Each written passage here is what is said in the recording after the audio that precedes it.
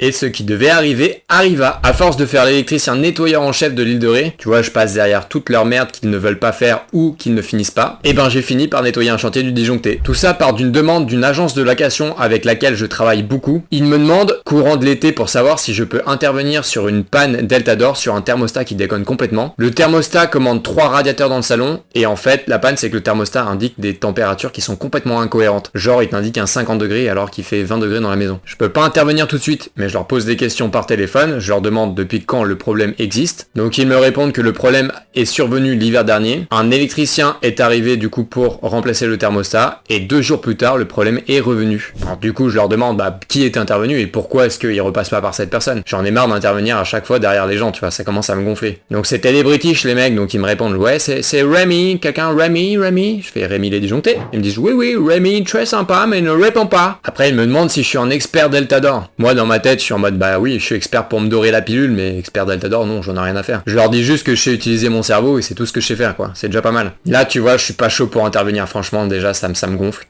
J'appelle quand même le service client Deltador et je leur expose le problème. Ils me disent qu'ils ont jamais vu cette panne-là. J'ai accepté uniquement pour 2 choses. La première, c'est que l'agence de location m'a tellement aidé au démarrage que je ne peux pas vraiment dire non. Et la deuxième chose, c'est qu'en termes d'égo, ça me fait marrer de passer derrière les électriciens et de ramasser un peu ce qu'ils ont pas voulu prendre ou qu'ils ont mal fait. Donc j'y vais 2 mois plus tard parce qu'ils voulaient absolument être là pendant l'intervention. Donc j'arrive tout content lundi matin, les lundis de la loose. À chaque fois, c'est toujours le jour de merde pour moi, c'est le lundi. Et là, c'est le drame. 3 radiateurs Akova. Déjà, je déteste cette marque. Donc là, j'essaie de bidouiller un petit peu avec le thermostat. Je regarde, effectivement, ça m'indique des températures complètement déconnantes, entre 45 et 50 degrés.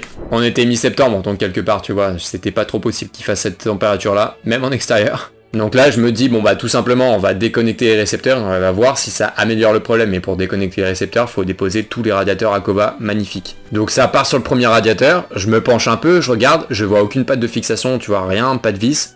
Donc je me dis, bon, il était sur pied. Je comprends pas trop, le client il voit que je galère, il m'aide et tout, il me dit ouais you just have to lift it up. Il y avait pas rien qui était serré, donc t'avais juste à le soulever des pieds et puis c'était bon, tu le posais sur le côté. Deuxième radiateur, là au mur, pareil il pèse 3 tonnes le truc, je le sens. Je commence à regarder, pareil je me m'inquiète pas, j'arrive pas à comprendre comment le truc est fixé au mur. Pareil le client il me dit oh I think you just have to lift it up. Et puis tu sais il me le dit avec un ton assez sûr de lui quoi, donc moi je suis en mode ok. Donc je commence à essayer de le tirer vers le haut, il m'aide à le tirer et là mec, je vois les mollys qui s'arrachent du mur. Oh my goodness. Là, je vois le truc comme ça. Je sais déjà que j'ai perdu mon pognon sur l'intervention. Je dis impeccable, tout va bien. En fait, en observant bien, t'as des vis hexagonales mais qui sont au fond du radiateur et qu'il fallait dévisser entièrement, tu vois, pour défaire le radiateur. Mais une grosse merde, un système nul, vraiment nul à chier. Même en sachant la technique, j'ai passé 1 heure à démonter l'autre radiateur. J'ai failli abandonner, prendre mes clics et mes claques et me barrer. J'ai fini quand même par déposer le 3e radiateur. Donc là, je désappare tous les récepteurs et là, le thermostat ne marchait toujours pas. Donc j'appelle mon fournisseur.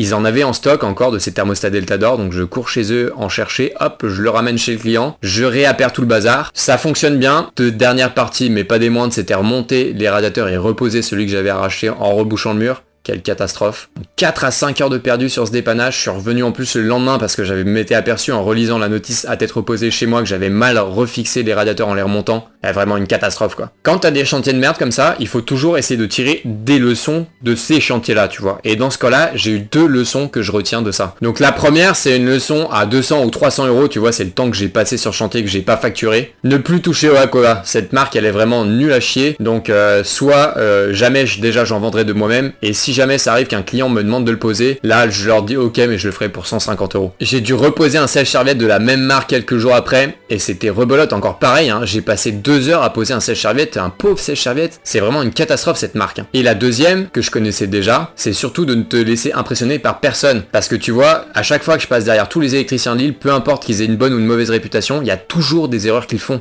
que ce soit sur le chantier ou en termes de service clientèle. C'est ce que j'appelle le modèle Stanley Kubrick. Kubrick, tu vois, il avait vraiment peur de se lancer dans le cinéma. Pourquoi il l'a fait ? Il l'a fait parce qu'il a vu tellement de mauvais films qu'il s'est dit c'est pas possible, si je me lance je ne pourrais pas faire pire que ça, et c'est comme ça qu'il a commencé sa carrière. Dans ce cas-là, l'erreur c'était pas une erreur technique et il fallait changer le thermostat. Après je ne sais pas d'où venait la panne, apparemment les récepteurs sont faits uniquement pour des planchers chauffants. Peut-être que ça a détraqué le thermostat, ça m'étonnerait, mais en tout cas il n'y avait pas d'erreur de ce côté-là, tu vois, j'ai rechangé le thermostat, ça a marché. L'erreur ça vient vraiment de pas répondre aux clients, tu vois. Surtout ne fais jamais le mort, réponds toujours aux personnes qui te contactent. Si tu peux pas ou tu ne veux pas, surtout tu ne ghostes pas. C'est la règle numéro 1 et tout le monde fait cette erreur dans le bâtiment. Pourquoi est-ce que vous faites ça les gars? Même si t'es surbooké, tu prends le temps, tu prends 2 secondes, tu dis désolé je ne pourrais pas intervenir, mais contacter tel collègue par exemple. Et Rémi, si t'as pas le temps de faire un chantier parce que t'es trop occupé à faire de l'administratif, utilise mon lien OBAD que je te mettrai en commentaire. Sur la première année, ça te fait 2 mois de réduction. Ils te font gagner un temps administratif énorme. En plus, ils viennent d'ajouter des nouvelles fonctionnalités de répondeur automatique, donc ils paramètrent ton répondeur à ta place et les clients après écrivent directement sur ton application et tu reçois un message dans ton application avec le nom et ce que veut le client. Ils ont même lancé une IA qui permet de créer ton devis ultra rapidement. Crée-moi un devis d'un tableau électrique en rénovation, 4 rangées Schneider, un interrupteur différentiel type A, un interrupteur différentiel type AC. Et le résultat, c'est vraiment pas mal, hein. Et je sais que cette vidéo va en faire rager plus d'un, hein, mais je suis en train d'utiliser une technique qui s'appelle du social hacking. Si tu sais pas ce que c'est que globalement, c'est que tu utilises la personnalité, le fait qu'une personne soit plus connue que toi pour attirer cette lumière à toi. C'est ce que je suis en train de faire là. Tu vas voir, moi, normalement, mes vidéos, elles font entre 1000 et 2000 vues. Je suis quasiment sûr, hein, je mets ma main à couper que cette vidéo-là va dépasser les 2000 vues. Donc, si tu veux bien rager, rage en commentaire, y a pas de souci. En tout cas, les gars, je vous fais des bisous. Abonnez-vous bien pour recevoir tous mes conseils business sur le chantier. Bonne semaine à vous, les gars. Bisous.